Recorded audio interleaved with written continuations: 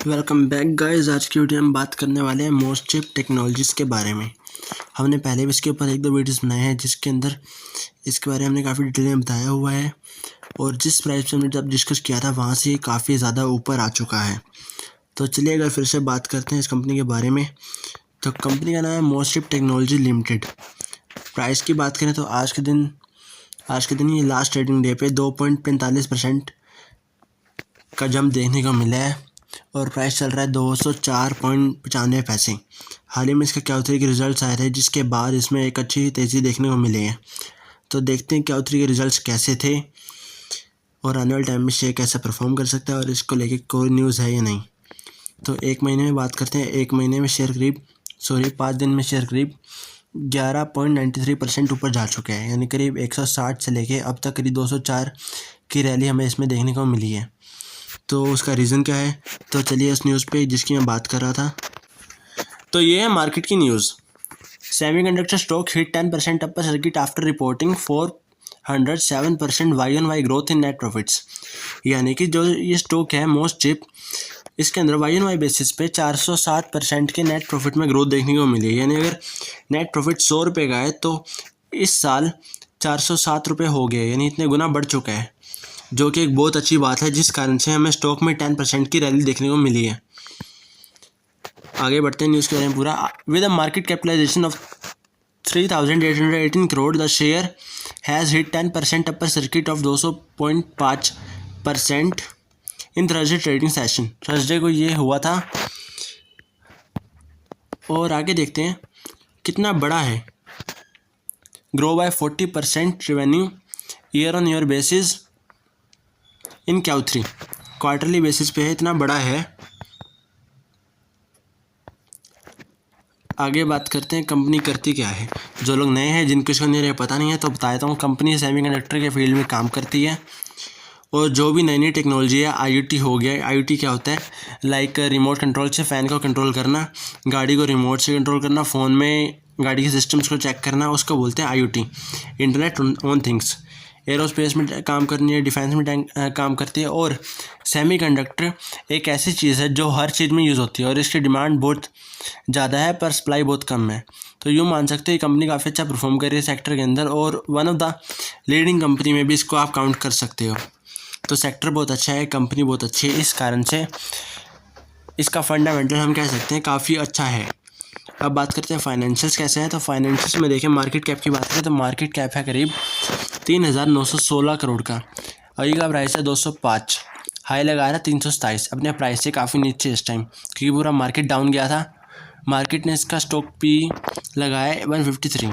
देखो पी जिसका सबसे ज़्यादा होता है ना, उसके दो लॉजिक हो सकते हैं। या तो उसको ओवर बाय कर रखा है लोगों ने, मतलब डिमांड है पर सप्लाई बहुत कम है, तब उसका पी बहुत ज़्यादा होता है। दूसरा क्या है, जब कंपनी किसी ऐसे सेक्टर को बहुत ज़्यादा वैल्यू देती है कि ये कंपनी बहुत ज़्यादा आगे जाके बहुत अच्छी ग्रोथ दे सकते हैं अपने इन्वेस्टर्स को। लाइक डिक्सन होगी, आज का प्राइस कितना है, 5,000 से ऊपर होगा, काफ़ी ज़्यादा ऊपर होएगा। वैसे इसका स्टॉक का भी 153 है, यानी इसकी वैल्यूशन बहुत ज़्यादा दे रखी है मार्केट ने इसको। ROE स्टेबल है क्योंकि ये एक नई लिस्टेड कंपनी है तो भी ROE इतना खास नहीं है इसका, बट हाँ मान सकते हैं कंपनी एक अच्छे लेवल पे है। यहाँ से अगर 200 इसका प्राइस है तो ये 1000 तक भी जा सकता है। तो इसके प्रोज क्या है, company is expected to give a good quarter. जो क्वार्टर के रिजल्ट है वो अच्छे आए थे, वो आ चुके। अब तक इसने इन्वेस्टर्स को अच्छा प्रॉफिट दिया और इसकी जो ग्रोथ है वो काफ़ी अच्छी हो रही है, जो कि 18.6% के CAGR से। सेल्स ग्रोथ है वो 10 साल से काफ़ी अच्छी हो रही है। उसका जो मीडियन आ रहा है वो 32.8% है।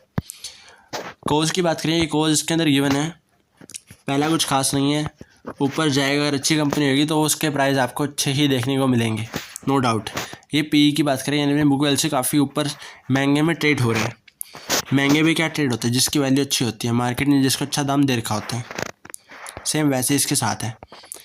अगला देखें तो कंपनी के जो है वो प्रॉफिट हो रहे हैं लगातार, पर वो डिविडेंड दे रही। क्यों देगी डिविडेंड, जो कंपनी एक्सपेंशन करने वाली हो, एक्सपेंड कर रही हो खुद को, यानी कि अच्छे लेवल पे सेट होना चाहती है, वो कंपनी डिविडेंड कभी नहीं देगी। अगर आपको डिविडेंड चाहिए तो वेदांता जैसे स्टॉक्स जो ग्रोथ नहीं कर रहे, ग्रोथ उनकी स्टेबल हो चुकी है, वो डिविडेंड देते हैं हर साल, उनको लेना चाहिए। देखो अगर आपको वेल्थ बनानी है तो उन शेयर से दूर भागना चाहिए जो आपको डिविडेंड पे कर रहे हो हर साल, क्योंकि अगर डिविडेंड पे कर दिया तो उनके पास पैसे नहीं होंगे रिजर्व में खुद की ग्रोथ पे लगाने के लिए। डिविडेंड दे 3 साल में एक बार, 2 साल में एक बार, वो समझ आता है, लेकिन regular dividend is not an good thing to do. तो ये पॉइंट भी फेक हो गया हमारा। आगे बात करें प्रमोटर की होल्डिंग, हाँ ये कह सकते हैं कि ये कम हो रही है, तो ये एक बैड पॉइंट है, इस बारे में आगे डिस्कस करेंगे और कुछ खास नहीं। और ये पॉइंट था, कंपनी ने जब इंटरेस्ट की कॉस्ट है वो कैपिटलाइज कर रखे हैं, माइट है यानी डाउट है, कंफर्म नहीं है। देखो अगर इंटरेस्ट को कैपिटलाइज कर दिया जाए तो उससे होता क्या है, पहला इंटरेस्ट जो है वो एक्सपेंस होता है, और एक्सपेंस होता है P&L अकाउंट के अंदर, यानी कि खर्चा है हमारा, खर्चे को हम डेबिट करते हैं। लेकिन ये कह रहा है कि जो कंपनी है वो अपने इंटरेस्ट को कैपिटलाइज कर रही है यानी कि वो P&L में नहीं आएगा, P&L में नहीं आएगा तो प्रॉफिट बढ़ जाएंगे। तो ये इस पे एलिगेशन है कि तुमने अपना इंटरेस्ट को कैपिटलाइज नहीं किया, जिस कारण से जो प्रॉफिट है वो बढ़ चुके हैं तुम्हारे, और तुम फेक प्रॉफिट दिखा रहे हो। अगर ऐसा होता तो ऑडिट इसके बारे में ऑडिटर हमें बताता, लेकिन ऐसा हुआ नहीं है, क्योंकि हर साल कंपनी के जो फाइनेंशियल्स हैं वो ऑडिट होते हैं। अगर ऐसा कोई करता है तो ये फाइनेंशियल स्टेटमेंट में साफ साफ दिखता, ऑडिट रिपोर्ट में साफ साफ आता, लेकिन ऐसा नहीं है। तो ये पॉइंट माइट है, कंफर्म नहीं है, तो इस पर इतना यकीन कर नहीं सकते हम। खैर आगे चलते हैं। आगे क्वार्टरली रिजल्ट्स की बात करते हैं। सेल्स की बात करें तो सेल्स देखें सेम की सेम है, कोई ज़्यादा ग्रोथ नहीं आई। प्रॉफिट्स थोड़े से बड़े हैं। नेट प्रॉफिट्स की बात करते हैं, नेट प्रॉफिट्स देखें तो वो भी थोड़े से बड़े हैं। क्या उनके बेसिस पे ग्रोथ सिंपल है, फ्लैट है, इतनी अच्छी नहीं है। लेकिन ईयर ऑन ईयर बेसिस जो बात की थी तो सेल्स में देखें तो अच्छी ग्रोथ देखने को मिली है। प्रॉफिट्स की बात करें तो प्रॉफिट्स हमें एक अच्छी ग्रोथ देखने को मिल सकती है, जो पढ़े हैं ना 10 से लेकर 26 तक हो चुके हैं, यानी कि 100, हाँ इतने ही हैं। अगर 100 भी माने पिछले साल से इस साल तक, तो करीब 150% हमें ग्रोथ नेट प्रॉफिट्स में देखने को मिल रही है। तो कहीं ना कहीं जो रिपोर्ट न्यूज़ में आई है वो सही है। एक जो नेगेटिव पॉइंट है वो है प्रमोटर की होल्डिंग, ये लगातार हमें कम होती देखने को मिल रही है। देखो प्रमोटर अब कंपनी एक्सपेंड करे तो मान सकते हैं कि एक्सपेंशन के लिए उन्हें अपने फंड्स को लाना चाहिए, और फंड्स लाएंगे तो अपने शेयर्स को बेचना पड़ सकते हैं। लेकिन पब्लिक के पास भी इतनी शेयर होल्डिंग है और FIDI के बाद भी होल्डिंग है, तो कह सकते हैं शॉर्ट टर्म के लिए बाय करना तो ठीक है, कोई रिस्क नहीं, ये मान सकते हैं। बट इतना है, ये नहीं है कि 20% है, 10% है। अब एप्पल है, उनकी होल्डिंग कितनी है, फेसबुक, मेटा 20%, 10%, ऐसे भी तो होल्डिंग होना है कंपनी की, तो इतना फ़र्क पड़ता नहीं है इससे। आगे बात करते हैं, चार्ट पे आते हैं। चार्ट पे देखें तो आने वाले टाइम में शेयर्स कहाँ कहाँ जा सकते हैं, हमें क्या क्या टारगेट्स देखने को मिल सकते हैं। तो फिलहाल इसका प्राइस चल रहा है 204 रुपये, लगातार डाउन होते हुए देखने को मिल रहा था। हमने आगे बना रखे, यहाँ से देखें लगातार हमें डाउनवर्ड ट्रेंड फॉलो करते हुए दिख रहा था ये शेयर, लेकिन सडनली क्या हुआ, यहाँ से इसने सपोर्ट लिया और एकदम से बाउंस बैक हुआ है। जो कब हुआ था, अभी रिजल्ट्स आए थे तब हुआ था। तो अगर ये अपने ट्रेंड को फॉलो करता है और इसको ब्रेक कर देता है रेजिस्टेंस को, तो हमें आने वाले टाइम में 240 के टारगेट देखने को मिल सकते हैं। और इसको अगर ट्रेंड रिवर्सल बोला जाए कि अगर इसको ब्रेक करेगा, क्योंकि यहाँ तक आएगा तो यूएसए पैटर्न बन जाएगा, और इसको ब्रेक करेगा तो हम 280 के लेवल्स इजीली देखने को मिल सकते हैं। तो अगर आपका ये शेयर है तो होल्ड कर सकते हैं, क्योंकि इसके जो रिजल्ट्स हैं इस क्वार्टर के वो काफ़ी अच्छे देखने को मिले हैं। तो आने टाइम में हमें एक अच्छी ग्रोथ देखने को मिल सकती है।